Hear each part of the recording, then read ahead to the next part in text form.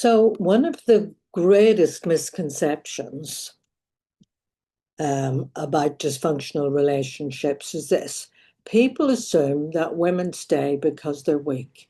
And in reality, many stay simply because they're strong enough to endure it, strong enough to keep the family together, strong enough to keep believing that love will eventually heal the situation.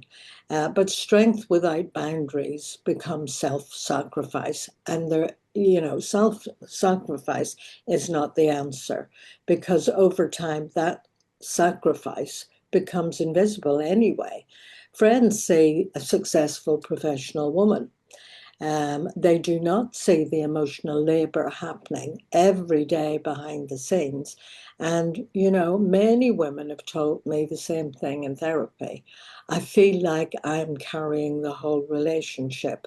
Or when they get to the stage where they have lost their whole sense of themselves, it's like that turning point where, I can remember thinking, I just feel like my life's not my own.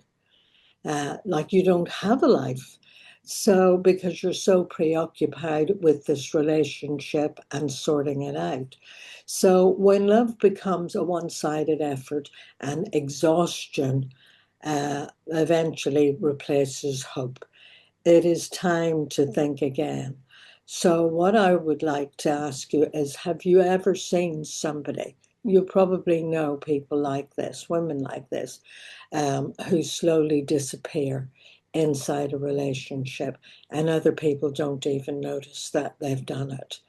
And I am talking here about women because that's who I'm writing about, and that's who I mainly deal with. But I have had men as well who have totally lost themselves in relationships. And it's not just heterosexual couples. Where there is an active addiction, like substance or gambling or something of that nature, you can lose yourself in thinking you can sort it out.